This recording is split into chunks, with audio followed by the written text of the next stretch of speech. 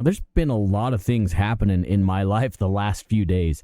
It's been kind of crazy. Anyway, we're going to talk about that, maybe some other things. I really don't know where this episode's going to go, but it'll be what it'll be. Anyways, I hope you enjoy this episode 263, The Christmas Vacation. Enjoy.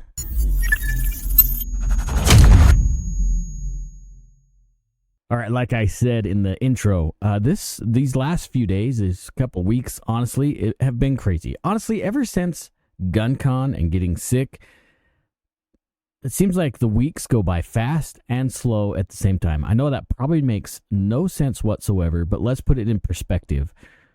It's the end of 2024. It went by really fast and really slow at the same time.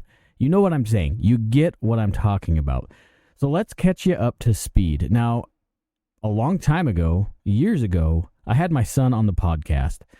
I don't know what episode it was. I guess I could have looked and found it for you. Maybe I'll put it up on the screen here somewhere. I don't know. It's up there somewhere. It will be. Maybe not. Maybe I'll completely forget.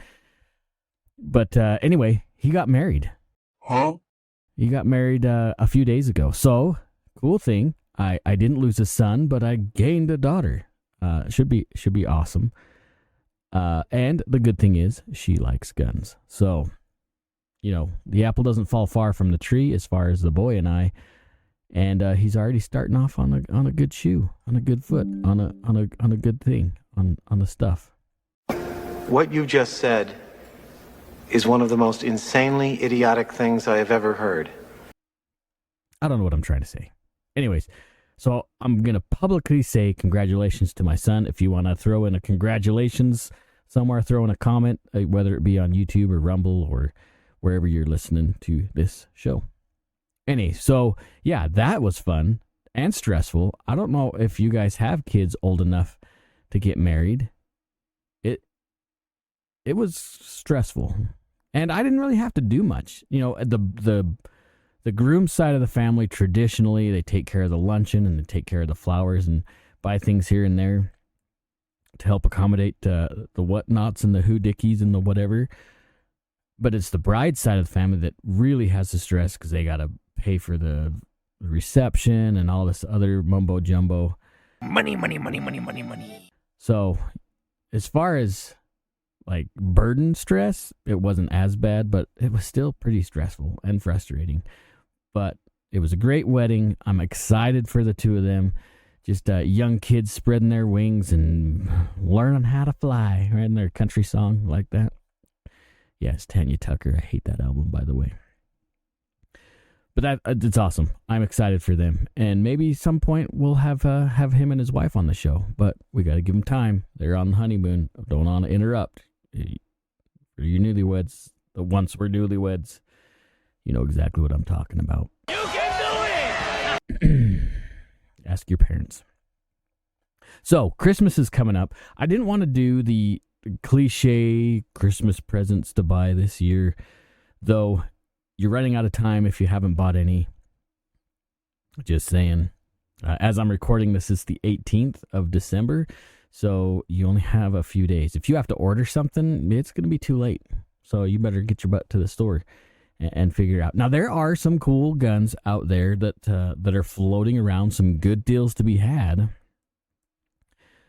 But you're going to have to probably go to your local gun shop to get those things purchased if that's what you're thinking about. Speaking of guns, so Palmetto had some pretty good deals. And now I know some of you guys really don't like Palmetto. You look at the Poverty Pony, right? And you think, oh, that thing's a piece of shite. I don't want to go. But listen, here's the reality. Not a lot of companies out there have put AR-15 style rifles in so many hands as Palmetto. There's a few, but they've made the shooting, the 2A world, the journey for a lot of those folks, they've made it financially attainable for a lot of people. Now, are they the highest tier out there? Of course not. There's a lot more nicer firearms manufacturers out there. But it gets people excited. It gets guns in people's hands that want to learn, that want to be participating in their constitutional right to keep and bear arms.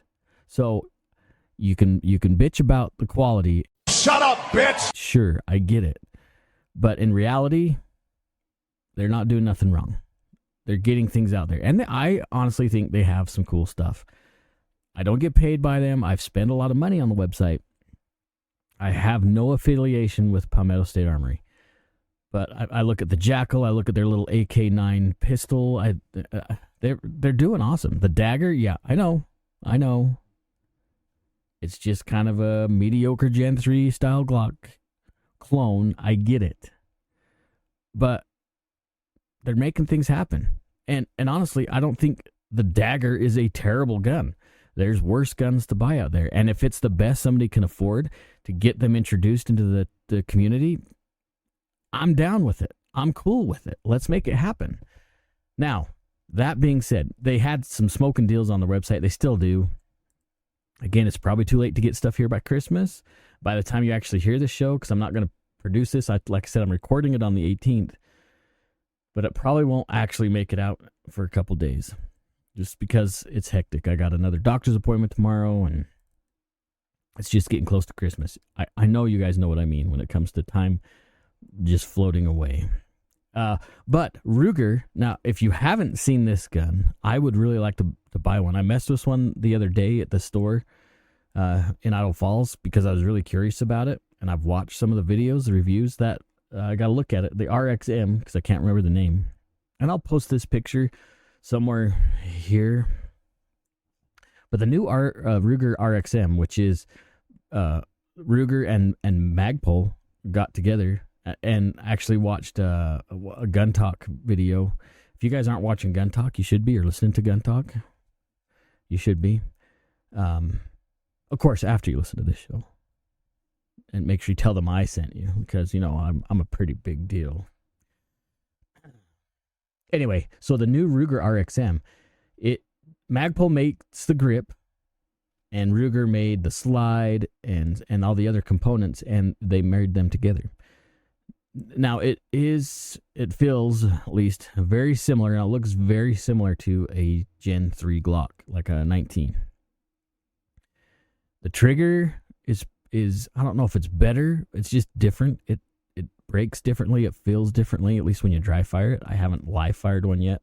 I would really like to buy one of these and put it through its paces. I know you guys, if you're involved on YouTube in any which way or love the 2A community, you've probably already seen a lot of the reviews out there. So it's not worth me spending my time saying, well, it's got this and that and that. But I still think it's pretty cool. And if you haven't looked at it, you need to. The one thing that is pretty cool that Glock has got to be pissed about is they're doing... Oh, let me see what it's called. I got it pulled up here on my interwebs. They're calling the... Oh, let's see. So it's the trigger group is kind of like what SIG has been doing, where that's the serialized portion that slides into the frame. And it's called well, this is pretty novel. You ready for this acronym? The FCI, which, are you ready for this? This is some scientifical language. The fire control insert. So, yeah, I don't know why I couldn't remember that. So, yeah, it slides into the grip module that Magpul's making. Now, the cool thing was with this, just like what we're seeing with SIG, is different grips, different textures, different colors. All these things that Ruger and Magpul are saying is coming. Oh, excuse me. I'm so excited about it. It's taking all my energy away. So, yeah, it's cool. So, I know you can see, and maybe you didn't really think about this or didn't notice, once old man Ruger passed away and the new generation of Ruger took control of the company, that's when you start seeing like the precision rifle and some of these other, the Ruger 5.56. And now this, right? So it's awesome to see the innovation that can happen when, I'm just going to say it, when the FUDs get out of the way, right? So that being said, Glock, hello, what are you waiting for? You probably should have done this maybe with a Gen 5, because I know you've already heard through the industry when you were designing the Gen 5 that SIG was going to do something like this. even though these companies are tight-lipped about what they're designing, stuff gets out. Stuff gets out there. So I'd be willing to bet that Glock already knew that SIG was doing something like this with their fire controls. So when Ruger stepped up with Magpul, what are you doing? Like, I love my Glocks. I shoot Glocks well. I have more than one Glock. I'm not a fanboy. I'll shoot whatever. But I just happen to like my Glocks more. So this felt pretty natural in my hands. I don't think the grip angle is exactly the same as the Glock. But it runs Glock mags, which is cool with me. Looks like the slides are already optic cuts. So you can throw, I don't know what optic you want to throw on there, but that's available too. And the price point, like, I think MSRP was around $400. I have seen these in the store and on Palmetto, I think had them, or maybe, I think it was Palmetto had them, but they were under $400. They were like $350, something like that. You can't go wrong. You can't go wrong. That's why I want to get a hold of one of these. Honestly, that grip feels good. The texture on the grip feels nice. I don't know if I'd stipple it or not. Maybe I would. I'm curious to see what the grip modules are going to be costing when they actually come out with more available ones. But I just dig that it runs Glock mags. It feels like a Glock. Anyway, I'm curious to shoot one. I'll keep you updated. Maybe you guys have shot one. If you have one, if you shot it, let me know what you think. Is it worth the under $400 price tag? Or is it, should it have been less? I don't know. But if you're looking for a Christmas present for a spouse or maybe your kid, this is an option. Or yourself, right? This might be a cool option. I'm kind of digging on it, actually. I really do want to get a hold of one. The only ones I've seen as far as color scheme is kind of the grip's kind of like a grayish blue color. I don't know what Magpul calls that color. And then just black slides. So I haven't seen any threaded barrels. Anything fancy. My goodness, I've been tired all day. It's so rude to yawn when you're doing a show. So congratulations, I've been rude to you. It's kind of exciting, kind of cool. There's other stuff out there available. Again, there are a lot of deals to be had this time of year. I'll go back to Palmetto. I know there's other places out there to shop, but every time I open my Twitter feed, there is just bombardments from Palmetto State. Magazines are on sale, uppers are on sale, lowers are on sale. I know some of you guys complain about Anderson lowers, but I really don't see a problem with them. Now, you'll say, Steve, it's because you're an idiot. You got to buy a $5,000 rifle to make it worthwhile. Maybe. But again, back to what I said earlier, price points are at a place where people can attain a way to exercise their rights. I'm cool with that. Do I want an expensive AR? Yeah, absolutely. I mean, I have one that I would consider an expensive AR. But sure, I take a BCM, I take a Daniel, I take something. I want one of the new Seekins rifles that are out there. I mean, why not? But, it's like the fast food. It's like going to fast food nowadays with firearms. They're just affordable. But that being said, I don't know what's going to happen in the future with the next administration. I know it's easy to say, hey, he's a conservative. He ran on all these platforms. He's not a conservative, by the way. Donald Trump is not a conservative. No! God, please, no! No! But he said, yeah, I'm going to do all this cool stuff. We'll see. The Hearing Protection Act has a chance. That would be absolutely rad. By the way, if you're thinking about buying a suppressor, why have you not bought one? I know I haven't bought one because I'm broke as hell. That's a different story. But if you're looking to get a new can, man, that is a perfect time to get one. Now, I know that just like the last time we had a chance with the Hearing Protection Act, that we had a chance to get awesome cans out there at a good price, sort of. But, tax stamps might disappear, whatever. This was back in the day, 2018, 2019. Then the Las Vegas shooting happened, which had nothing to do with suppressors, but that got thrown out the window. And now with that that dude that got assassinated in New York, the insurance executive, whoever the shooter was, allegedly had a suppressor on there. And there's already anti-gunners complaining about that. And then, of course, we had a couple of shootings this week too, which is sad and it sucks. The reason why I'm bringing that up is I just praised how cheap firearms are. That's exactly my point. Right now, stuff is somewhat affordable. Don't sit on your laurels. Honestly, I usually counsel this anyways. Instead of buying another gun, if you've got 400 AR-15s, that might be a slight exaggeration. If you got multiple ARs, maybe it's time to stock up on ammo and not build another one or buy another one. You do you, but I have a sneaking hunch that ammo is not going to come down for very long. If it does, it's going to get expensive, especially NATO cartridges. So 5.56, 308, 9mm, maybe it's time to bulk up on that a little bit. Prices are not as good as they were pre-pandemic. I get it. Gone are the days of whatever $8 a box 9mm. Unless you find some, let me know. But I have not seen $9 9mm for a while. 22 ammo. It's everything's getting expensive, and a lot of that is not just because they're price gouging and they want to take advantage of us. It's because some of their raw materials are getting harder to source or more expensive, or because of natural disasters or whatever, things change and it's harder to get the raw materials to produce the ammunition. So I just have a sneaking hunch. I'm not saying that I have some insider information. I do not. It's probably a better idea to stock up on ammo. Whoops, I bumped my mic. I'm going to get a drink here because maybe that'll help me keep you awake. You know, I just read a funny quote by Jim Gaffigan.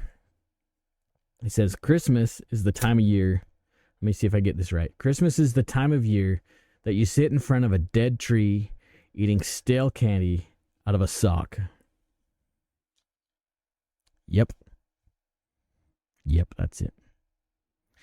You know, the other thing was I was thinking about what to talk about in this episode. And the reason why I call it the Christmas vacation, because we're all getting really close to Christmas vacation and time with our family. Back in the day, when things were a little easier in my life, I would take from Christmas to New Year's off. And I'd just spend that time with my family. I was able to do that. It was fantastic. It's certainly frustrating that I can't do that right now. A lot of good memories were made when I could do that. Maybe one day it'll get back to that. That's super frustrating of me to even bring up, but it's frustrating to me. So I know it's frustrating to you guys when I complain. It's frustrating for me, and I guess I just kind of need a sounding board once in a while. No more of that though. But what are your Christmas traditions, right? I was thinking about during that week off, I'd maybe do some snowmobiling with some friends, some shooting. I used to do a little bit of, competition stuff if it was available. When I was working at the ranges, I could do some shooting on Christmas or the day before Christmas because it was quiet. And then after Christmas, it was usually pretty quiet because people are hanging out with family. So it was an opportunity to get more range time in. But what do you guys do for your traditions? What are some things you did as a kid? Maybe some stuff you do now. If you have kids, do you do the same things that you did as a child? Or did you come up with new family traditions for your family? I remember one thing that we did as a kid. I'm half German. My dad was an immigrant. And so one thing that the Germans did, other than Krampus, he was a jerk, is we wouldn't open Christmas presents on Christmas Day. We'd actually open them on Christmas Eve. So that was kind of cool because we could get things early. Now with my kids, we don't do that with my kids. We're more traditional, I guess, and open them Christmas morning. But we always have lots of sweets and just some good times together. So we don't have anything crazy fun to do, or That's not what makes sense. We don't do anything excitingly wonderful, amazing other than spending time with each other. There's been times when we'd go sledding, like on the day after Christmas. There's some good hills and stuff, but this year the snow in Idaho is kind of not there. It's been chilly, but there's not a lot of snow. Maybe we'll get surprised with some snow for Christmas. That'd be fun. Right now we got maybe an inch, inch and a half, which is not good for Idaho because we need the water.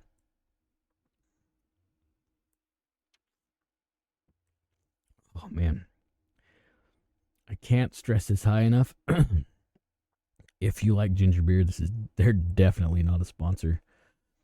The best ginger beer I've ever had. And I've enjoyed it for 20-something years now. Gosh, 25 years? 26 years? Bundaberg ginger beer out of Australia. Oh my gosh, it's the bomb. Cheers. It's terrible radio. Maybe a good video. I don't know. Let's see what else. I had an opportunity, so I'm gonna show my cards here a little bit. So I'm a Mormon, right? I'm a Mormon kid, so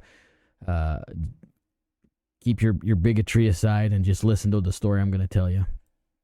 I know you guys aren't. You would never stoop to that level. So as a Mormon kid, right, you go somewhere to serve a mission, right? You proselyte. So, and it's volunteer. You don't have to go. It's completely volunteer. I had a chance to go to Australia. So I lived in Australia for 2 years. And that actually is where I learned to love Bundaberg ginger beer and Vegemite. But I had a chance to catch up with a friend.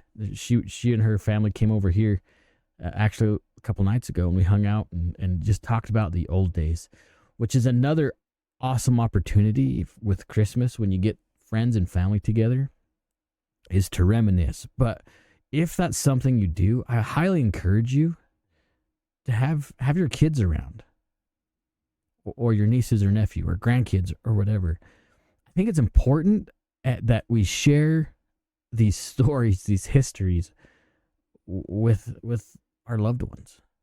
Because our stories, if we don't record them or share them, they're going to be gone. I mean, I think about all the stuff that my dad went through growing up, being born in war-torn Germany and then immigrating to the States in 1955. I mean, there's a whole bunch of stuff that I don't know about my dad. I mean, he's written some things down before he passed away. He's told me some stories before he passed away. But those are just little moments in this amazing story of life that there's so much more I know. So I guess this advice is as much for me as it is for you guys. We need to be creating, let me backtrack. We need to be sharing memories, and we need to be creating new ones. So the next generation can share the old memories and their memories by creating new memories for the next generation. Does that make sense? I know I'm getting kind of philosophically sentimental, but that's what Christmas is. I shouldn't say it's not what it's all about, but what an awesome present it would be to share instead of something that's going to break or get thrown away in a week. But share something about your childhood or your parents or grandparents' childhood to your children.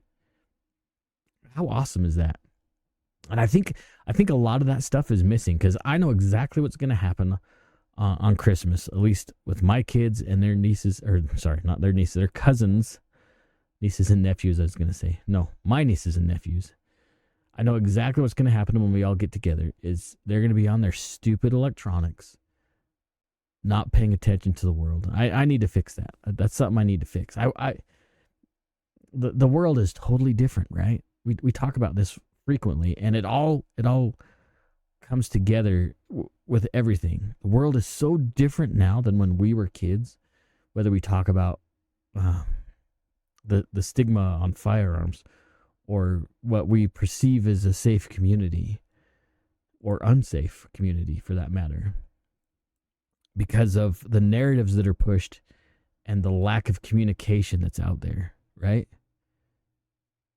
I don't think America is necessarily less safe. I don't think we see more shootings and more murders and more crime necessarily. Yeah, it is. I guess it is an uptick, but our perception of what it is compared to what it actually is don't often correlate, because we see and hear things on the news, especially if you're special like me and get on too much. I soak in too much news, I think. But when we spend too much time on CNN or Fox or Twitter or whatever, wherever we get our information, that information is always biased. It's always skewed in a way which creates our perception of truth and reality. There is only one truth. There is only one reality. But how we see that and how we perceive that is the difference. And that's coming back around. That's where communication is so important. Every once in a while on Twitter, I'll get on some spaces, or I'll tweet back and forth with people about things that we may not agree with or agree on. One example was the Daniel Penny. I did a video on Daniel Penny a episode or two ago, right? We had a space on Twitter about Daniel Penny, and there were some people that felt like though his actions were justified, right?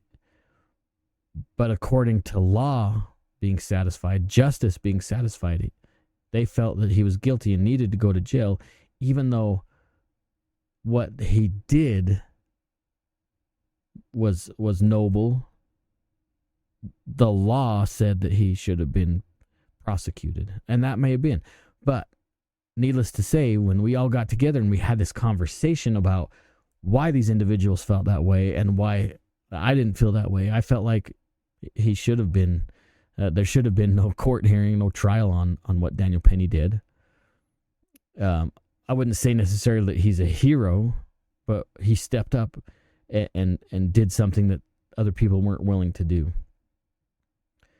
But nonetheless, the conversation that we had was I wouldn't say enlightening, but it was refreshing. And I know when we talk about Christmas and Thanksgiving, for that matter, when we get to this time of year, we get a lot of family. And not every member of every family has the same perception or understanding or viewpoint. Now, I know you know somebody, as I'm talking about this right now, there's somebody in your family that you know does not have the same political or religious views as you do. Because everybody in the family is different. Which in reality is a beautiful thing, because we need to be having conversations to help each other meet somewhere in the middle. And when we have these conversations, we never go into these conversations like thinking, I'm going to win this time. Crazy Uncle Mark is not going to win this time because I have all the facts and I know what I'm talking about. Well, guess what? Crazy Uncle Mark feels the same way. So instead of going in convinced that you're going to change somebody's mind when we have these conversations, no matter what these conversations are, we should go in these conversations building off what we agree on first, not trying to tear down what they're wrong on, right? So I guess is what I'm trying to say is, if you're gonna hang out with your family and have some conversations on Christmas, maybe don't look at it as you're right, they're wrong. Maybe look at it as, hey, we're family, and let's just sit down and talk.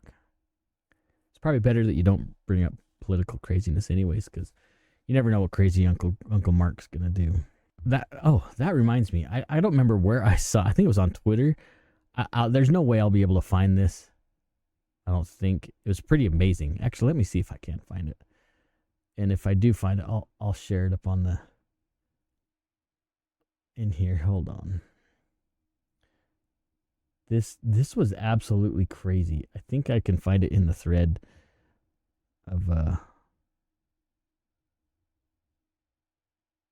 Carl. If you don't follow You Are a Smartass Carl on Twitter, you are totally missing out. He is used to be a crazy liberal, in his own words, like a super anti-gun, until he was armed at gunpoint and had a terrible, scary experience. Changed his life. Yeah, I don't think I'll be able to find this. But it was staggering. They were talking about, it was some kind of a survey. Gosh, I wish I could remember where I saw this. It was a survey on gun use, Republican and Democrat. And it was staggering. Man, I wish I could find that. There's almost no point in me actually trying to share this because I'll probably never find it. But see if I can remember and somewhat paraphrase it. Like, have you ever pulled a gun on somebody in malice or something like that? And it was like more Democrats of the percentage, the pie chart there. More Democrats have pulled a gun in malice, right? Or in anger or whatever. It's kind of interesting. It was. I wish I could find it. It was a pretty interesting little thing. I don't know where that came from. I guess it doesn't matter. You know what? I'm going to bring this episode to a close. I know I tend to be a little long-winded. It is what it is. If you liked this show, I know you like the shorter episodes. I get that. They're easier to digest. Give it a like, give it a share it with somebody you know. And don't forget to comment. It's okay to make comments on the videos if you're watching the videos, whether it be on YouTube or Rumble. Just leave a comment. If I've earned your subscription, please subscribe. That'd be rad. If you want to support the show in another way, you could jump on the website, rangemindedpodcast.com. I got some patches, some custom patches that are just that I designed.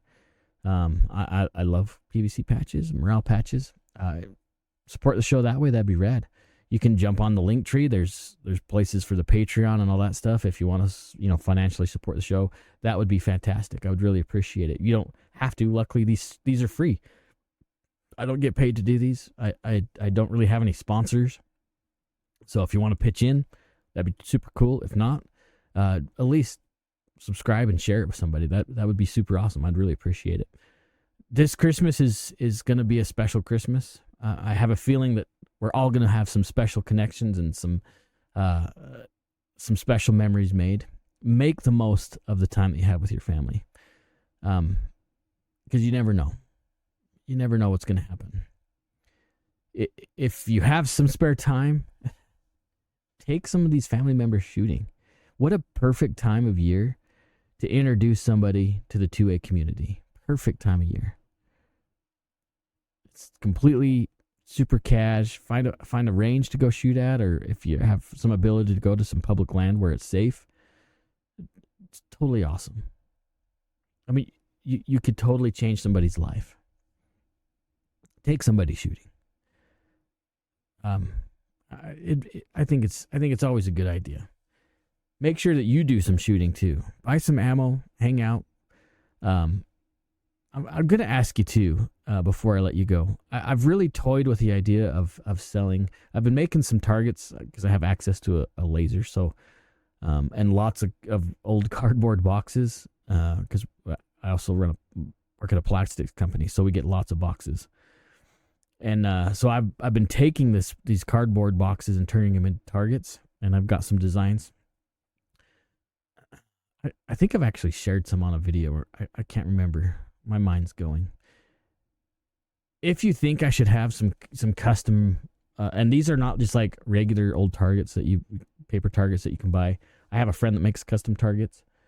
He's also, if you look at the website, there's a link to his website as well. But if you think I should sell some targets online, let me know. I'm totally cool with sharing some of my targets and some of the drills that I've come up with to go with those.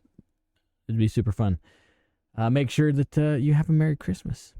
And peace out, guys. Love you. Be safe. Have a Merry Christmas.